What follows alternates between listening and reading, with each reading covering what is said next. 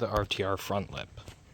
I was actually kind of worried. Some photos made it look like the car kind of had the crimson chin look. That mandible mangling heap of horror can only be the work of one fiend, the Negachin!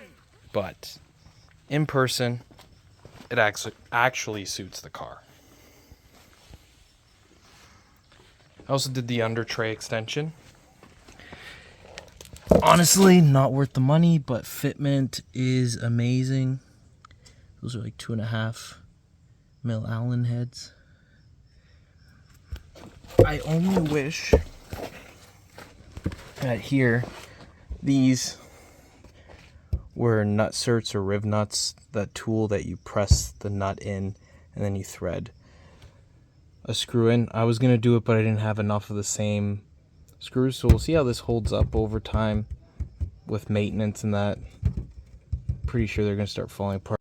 Just like this one, I used the thread certs, and that's actually a titanium, black anodized titanium screw instead of those little push pins, because this was kind of getting a little loose. But oh well, it's not really worth the money, I'd say, but the fit and finish is the best by far. It's nice and sturdy, no real drilling. So yes, you can't avoid taking off the bumper for the taillights no matter what you do, but you can avoid it for the front bumper with the RTR. That was super easy, no explanation. This was pretty straightforward. All the clips are where you think there is. There's only one hidden one right up in here. It'll be right there. Now I had a scratch here and I had a scratch here. I took it into the lab Oakville, which they shipped it off to the lab Mississauga, somewhere near the airport, because I was tracking it. Now, I guess when they took apart the bumper, they broke some things and lost some clips. So they're removing the bumper. They did break. They glued it here. You can see the glue spots. They glued it here, here, and the piece here was broken. So they broke this tab. So now I'm making a new one. A little bit of a setback. But see, they broke these. The bumper was not broken, it was scratched. And they broke this completely off because they just ripped it. And then they were also missing some push pins and some screws. Alright, I'm still not done yet. I have the carbon fiber dark horse spoiler to go on. But here's what I got so far. Form lighting, really good quality, very nice. They installed like a breeze. They look great, especially on the gray. RTR parts. Really easy with the fit and finish. Super easy to put on. Very self-explanatory. Yeah, it just only drill one hole right there. It'll focus. It's the only thing. Reuses everything from factory. And it's on there. They actually mold right here. They mold a lip that slides over and catches the original bumper. But you can see the difference. There's the texture here. There's the texture finish there. And then here it's more like a matte, I'd say. Wow, my camera is not focusing well, but there it is. You can see there is difference. From the distance, slight. Both are freshly ceramic coated, so form lighting, super easy to put on. These were a breeze with the bumper off. Highly recommend it. They actually look really good off and on. And this is the NYTOP. From the distance you can't tell, but when you get close you can see the differences. Now, like I mentioned, this is me painting it, but the NYTOP wasn't any better. I would have accepted if it was the same style as the RTR, the way they did the plastic, but it's on there pretty good with double-sided tape. And correction, this does not come out this way. This gets pushed back and out. But I think it does the look. Easy to install, not worth the price. My biggest complaint about all these aftermarket parts is how hard is it to match either this or this texture. Like, you just go and do your own thing. Come on. If you're selling a whole new diffuser, acceptable. Use your own plastic. But like that whole front end is completely replaced. So I can understand different color, nothing. It has nothing to try to match to. But the RTRs have to match to this and this, unless you're selling a whole new diffuser, which I'm okay with. Make it more aggressive. RTR should have done those side extensions with those as a whole new piece, or as an option to tack it on, depending on what you want to pay. This is the NYTOP, I believe I'm pronouncing this right, rear diffuser and ABS for the S650. It came cracked, damaged by the shipper, so I used this. It's very good. As you can see, that's the repair there. You can see some discoloration because of the sanding, but if you run your finger by it, it's smooth, you don't feel it. Generally, if you feel it, you will see it once it's painted. And just an overall quality look. It came with this like rough matte finish. It's actually just paint. That's, I believe they said it was primer. The primer was cracked, so it comes primed, not actually painted. And then if I grab this stuff, I spray it on this, it actually takes the primer off of it when it's supposed to be a panel prep spray. So that to me seems like it's a very cheap primer. I'm actually not impressed with the quality. It fits good, but I'm not impressed with the overall quality for the price. This is Chinese, but like you can see here, look at that. It does not look wavy and nasty on the front side, but it does on the back side. The holes aren't cut very straight, kind of off to the side, all irregular. Not impressed for what it came to after shipping, duties, and the conversion rate. In Canada, it's 1.45 for normal credit cards because we're at 70 cents a Canadian dollar to the American dollar. It came to over $600 for this. 180 in duties. I think it was close to $100 in shipping. I got 10% off because of Xander's channel. And he claimed that the carbon fiber version was very well made. The ABS, on the other hand, is only $100 cheaper US than the carbon fiber one, and I'm not impressed with the quality. Is it thick? Yes. Is it flexible? Yes. But the coating they had on it, very cheap. I would not say it would resist chemicals, so I'm going to try, because obviously it didn't, so automotive chemicals and cleaners may start fading it, so I have this all sanded down. And the only reason why I did not get the carbon was, to me, unless I'm doing a whole carbon diffuser in the back of the car, having just a little piece of carbon tacked on there kind of looks out of place. So I was hoping that this would just look as one unit, OEM, hopefully the whole OEM plastic quality. It's not. It's pretty cheap quality. The fitment is good. I did test fit it. I'll say fitment is good. It's not way off. Comes with no instructions, which I mean, it's very self-explanatory. But when you get this much double-sided tape, you kind of wonder where you want it. There's some self-explanatory parts, like, yeah, obviously, this is a contact part. You will run double-sided tape all the way around this. But is there anywhere else they would recommend it? I ended up getting it for free because of the crack, which, I mean, their customer support, A+. Very responsive. I was getting same day, if not next day, responses, and that was through email. But yeah, it was a rough finish. There were some parts where the finish wasn't good, but now it's all nice and smooth. I was hoping it would have that texture like the OEM. When it came, it did not, which I was kind of disappointed like it. I don't know how hard it is to make a plastic exactly like the OEM. So to me, it just seems like they didn't really care. I don't know if that's the right word, but they just chose a cheap manufacturer that would make good fitment. And they just spray painted it over with some kind of cheap primer that when you put a chemical on it, it comes off and it becomes sticky. I don't understand. that's just my little review on the NYTOP diffuser.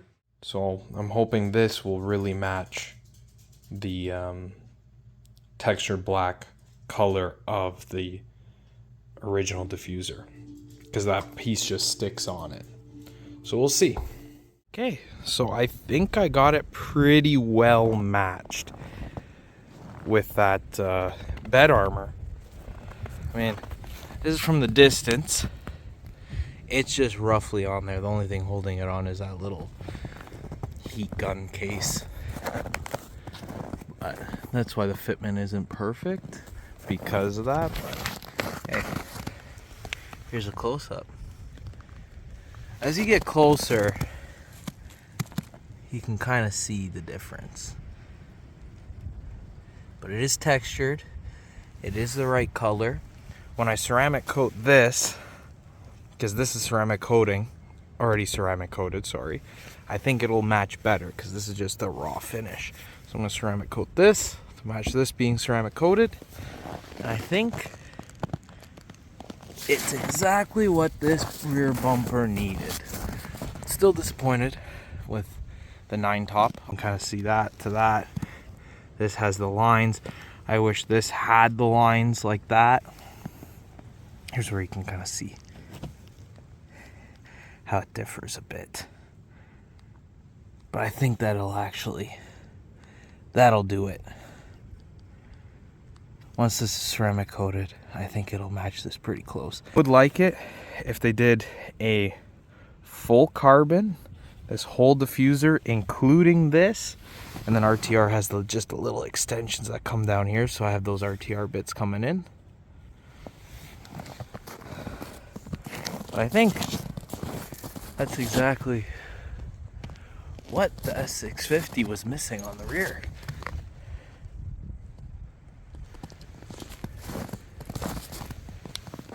Sorry about the lighting, but a big storm knocked out all the power. I have nothing better to do, so here I am, getting the Dark Horse wing put on. This is actually really easy. Honestly, there is some double-sided tape on this, just a little bit here. You kind of, once you get all the bolts done, pull up here, right in the corner. You'll feel this pop. Come over here. You can get your hand in there. Between the two, use the original spoiler. Give this a little pop. Then it just comes out. I find it kind of wild how they did this. How Ford kind of, I don't know. Now I'm kind of digging if I put the RTR and got it body matched. Maybe instead of the carbon. Sorry, not body matched, body color matched. Like this RTR in the gray. That would look pretty sleek. But tons of videos, all of them are same. I have the spoiler. Doesn't change anything. The spoiler is attached to this kind of like deck unit that covers all this. These are the only two things that you need to pop out. The pin's very easy. You can see you just push right here and you're good. Pull. You take this out. You take this out, which are all these little pins here. You have, these are your 10 mils right here. These are your 7 mils. Will come off really easy. These ones are hidden inside these holes. So you just kind of look through the holes. There's no hidden screws. You have the 10 mil bolts here. You take off these little bits. These ones unscrew. You can see they're kind of threaded. This kind of just pops off. Wiggle it. Kind of squeeze it a little bit and it'll slide off. Don't force it. These two should be up here. Yeah, so it's very straightforward. All pops off. A couple bolts. I find it interesting about that little deck lid thing. Then you just gotta remove over here. Basically all this comes off as one unit. With the camera, that's the Dark Horse rear spoiler in full carbon. So now you just got to play around with all these little bolts, take off, separate this plastic piece, and then you transfer this onto this. Then you put this all back in reverse order. Probably gonna put some more double-sided tape, peel this off, just so it's nice and secure. Yeah. And I'll throw it back on. Wow, what a nightmare. These are on way crazier than the non-lip version, where people are complaining that there's a strip of adhesive all the way around. No, these are full out super sticky pads.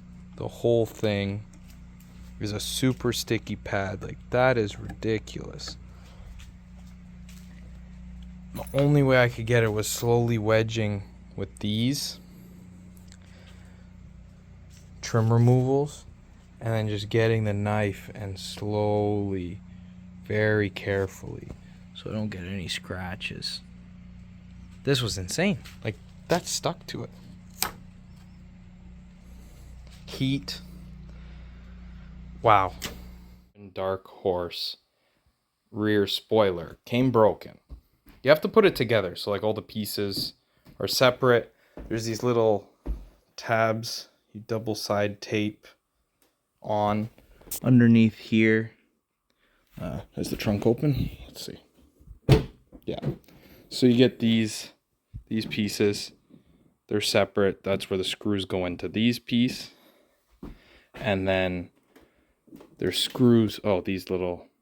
This is a cover with double sided tape where the screws go from this lip into this.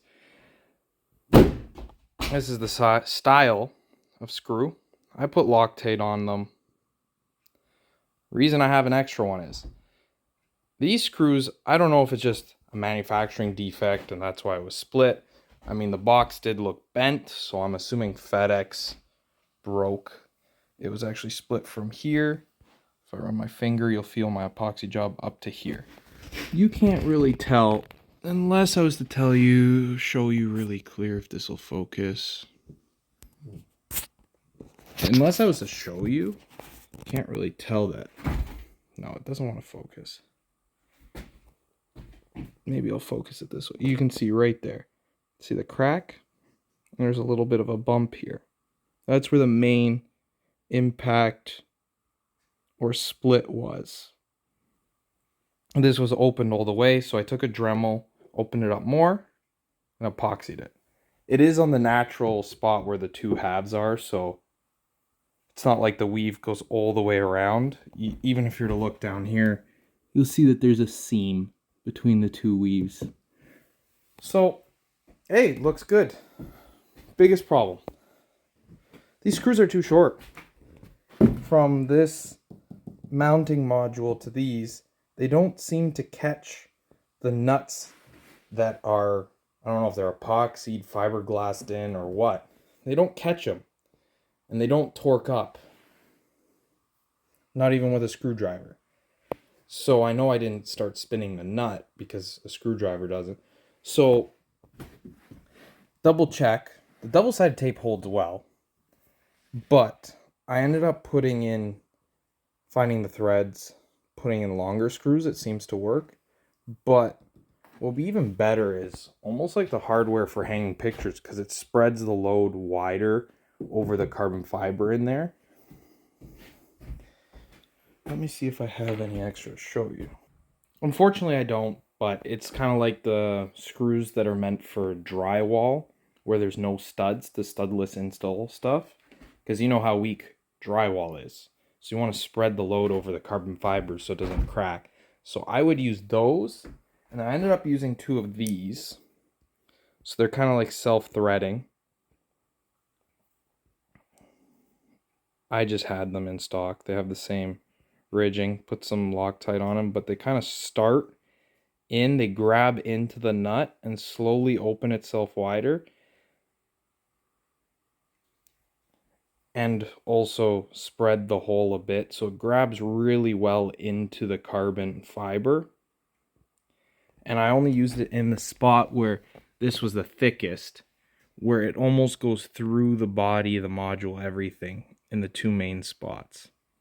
Because if you put it through the thin area, you're going to end up going right through. But in this big, thick area here, there's a lot of room for it so it doesn't poke up through.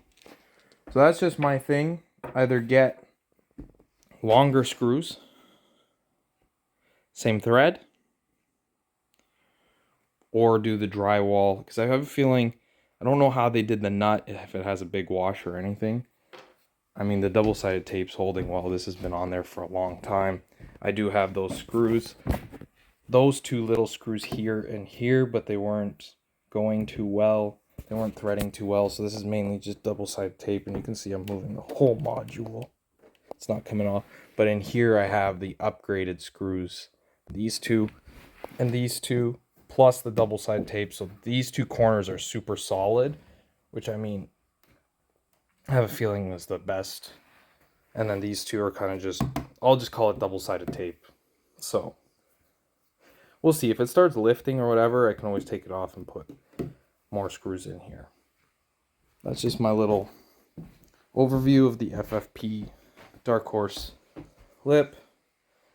Comes in multiple pieces. You gotta put it together. And that I had to fix it because I think FedEx broke it. I don't think they did. I'll give them the benefit of the doubt. They didn't. Right, so finally, after almost 1 year, I think it's about 8 months back and forth, FedEx really dropped the ball. Shipment back to the States, held in customs for no reason. Got the RTR side splitters. Can finally finish the video for the car. These are actually pretty nice. So this would be the back of the car because this is upside down. Actually, this is what you'd see if you were to go under the car. Which, I mean, I guess it's alright. At least they put a lot of reinforcing plastic ribs. But I would have liked it if they continued the molding all the way through, because the Ford one kind of wraps around like this. So this is the underside. So this would be, the thickest part is near the rear of the car. Has this nice little indent. Looks like about an inch, maybe 1.5 inches thickness. So the car will look lower than it is. It's about maybe 2.5 inches here. It's actually a pretty nice product. That's my only complaint. For the money you pay, honestly, the molding should come all the way. Yes, it's the underside, nobody will see it, but it would have been nice attention to detail. Molding continued all the way through, and these little pockets just cut out. This is where the jack pad will go. There and there, so yeah. Seems very straightforward, easy to install. You gotta drill little holes into your original rocker. Use these little insert riv nuts that kind of squish down. They're plastic, so they won't, doesn't seem like they'll rust. Nut, I'm not too sure if it's zinc or galvanized. These I think will rust. They seem just to be like a black painted standard steel grade. So I might need to put some wax coating on these once they're installed, because the head will be exposed and I don't want it to rust because I live in a lovely Canadian climate. There's almost no modification you have to do. These, they fit really nicely, very self-explanatory, real quick.